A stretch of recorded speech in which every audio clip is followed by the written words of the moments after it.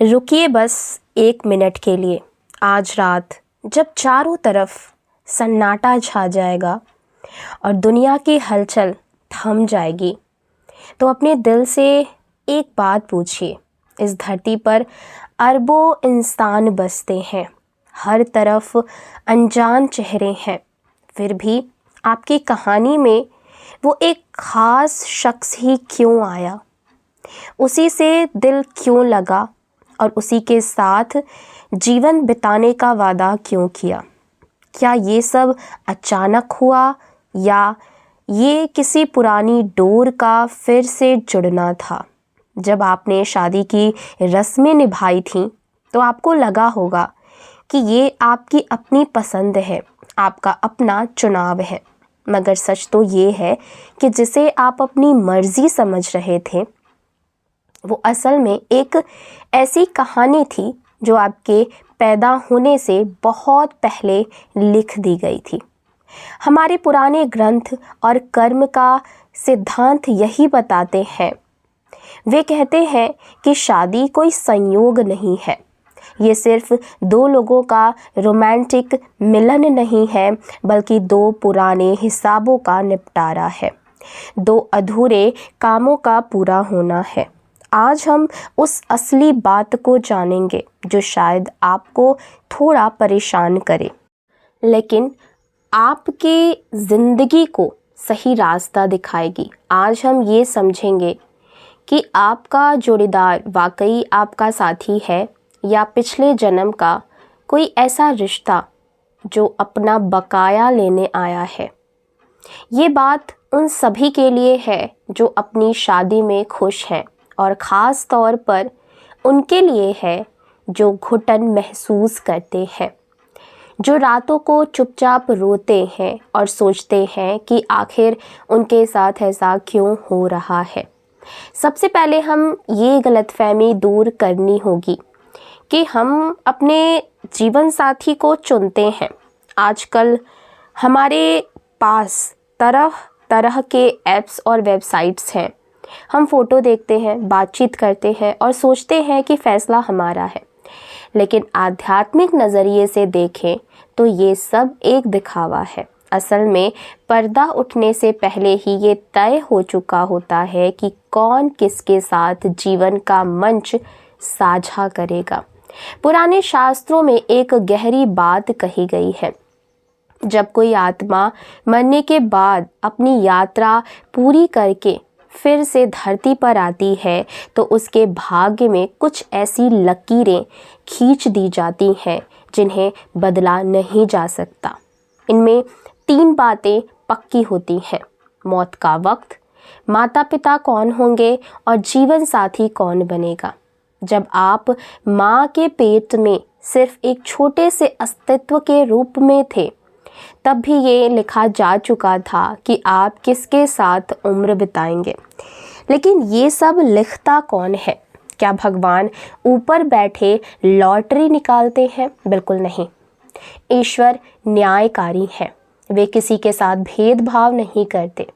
ये जोड़ी ईश्वर नहीं बनाते, ये जोड़ी बनती है आपके अपने पुराने लेन देन से।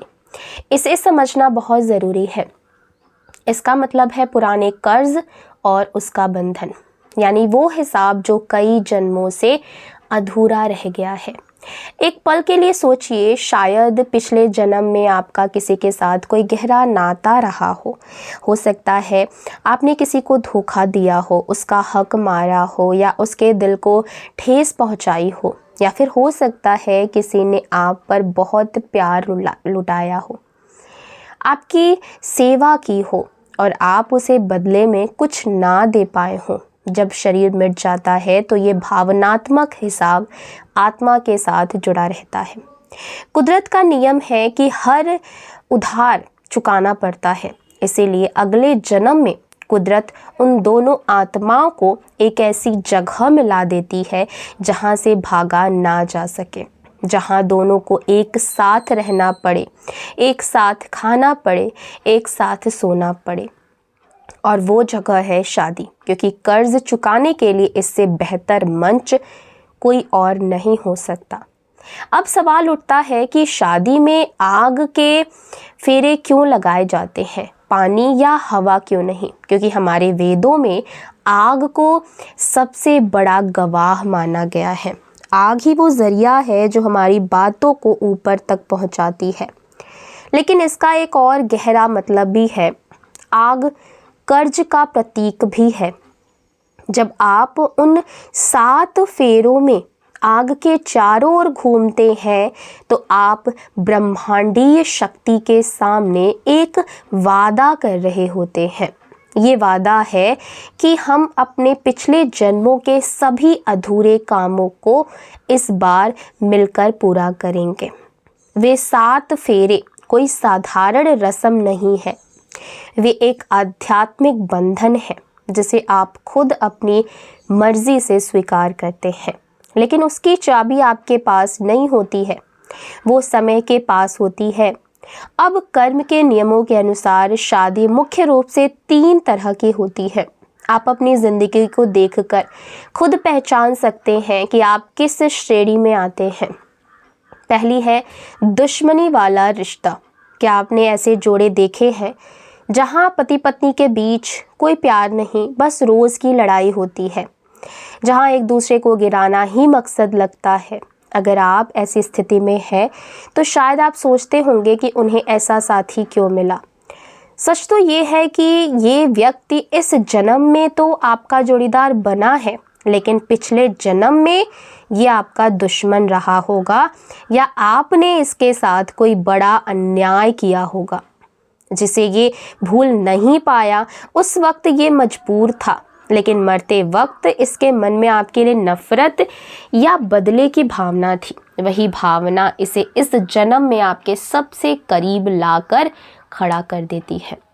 अब ये आपको दुख देगा, तड़पाएगा और ये तब तक चलेगा जब तक वो पुरानी कसम ख़त्म नहीं हो जाती। लोग इसे घरेलू कलह कहते हैं, लेकिन आध्यात्म इसे कर्म का हिसाब कहता है। दूसरी श्रेणी है कर्ज चुकाने वाला रिश्ता। एक इंसान दिन रात मेहनत करता, पैसा कमाता, लेकिन वो सारा पैसा उसके साथी की बीमारी, खर्चों या गलतियों में खर्च हो जाता है। ये इत्तेफाक नहीं है। पिछले जन्म में आपने उसका धन हड़पा होगा या उसे आर्थिक नुकसान पहुंचाया होगा। अब वो ब्याज समेत हर पैसा वापस ले रहा है। जिस दिन ये हिसाब पूरा हो जाएगा उस दिन या तो वो इंसान बदल जाएगा या शांति से चला जाएगा, क्योंकि उसका काम पूरा हो गया। तीसरी श्रेणी है उदासीन रिश्ता। ना ज़्यादा प्यार ना नफरत, पति पत्नी अपने अपने काम में मस्त है, बस एक ही घर में रह रहे हैं जैसे 2 अजनबी यात्री। ऐसा तब होता है जब पिछले जन्म में आपका उस आत्मा के साथ बहुत मामूली लेन देन बाकी रह गया हो। कोई बड़ा कर्ज नहीं, बस एक छोटी औपचारिकता बची थी जिसे पूरा करने के लिए कुदरत ने आपको मिला दिया। और एक चौथी श्रेणी भी है जो बहुत कम देखने को मिलती है, वो है पुण्य का रिश्ता। जब 2 परिपक्व आत्माएं जिन्होंने पिछले जन्म में एक दूसरे की मदद की थी या अच्छे कामों में साथ दिया था, वे फिर से मिलती हैं। ऐसा साथी आपको कभी गिरने नहीं देता, वो हमेशा आपके साथ खड़ा रहता है। लेकिन आज के दौर में ऐसे रिश्ते बहुत दुर्लभ हैं। अब एक नाजुक सवाल, शादी के बाद किसी और से जुड़ाव या अफेयर। अगर शादी 7 जन्मों का बंधन है तो बीच में तीसरा इंसान कैसे आ जाता है? शास्त्र कहते हैं कि कभी कभी हमारा कर्म का हिसाब सिर्फ एक इंसान तक सीमित नहीं होता। पिछले जन्म में हमारा और आपका किसी और के साथ भी गहरा भावनात्मक रिश्ता रहा होगा जो अधूरा रह गया। वो आत्मा भी अपना हक मांगने के लिए भटक रही होती है। इस जन्म में शादी किसी और से हो गई, लेकिन जब वो पुरानी आत्मा फिर से जीवन में आती है तो आप खुद को रोक नहीं पाते। ये जो तीव्र खिंचाव महसूस होता है ये प्यार नहीं है, ये उस अधूरे कर्ज की पुकार है और ये एक परीक्षा है। कुदरत आपको उस पुरानी आत्मा से मिलाएगी, लेकिन आपके पास समझ और धर्म है। अगर आप उस खिंचाव में बह गए और अपने साथी को धोखा दे दिया तो आप एक नया और उलझा हुआ कर्म बांध लेते हैं, एक सुलझे हुए धागे को और ज़्यादा उलझा देते हैं। और जो लोग पूछ रहे हैं कि मेरी शादी क्यों नहीं हो पा रही है, क्या मुझ पर कोई बुरा असर है, तो जवाब है नहीं। जिन आत्माओं का कोई बड़ा कर्ज बाकी नहीं होता, कुदरत उन्हें शादी के बंधन में नहीं बांधती।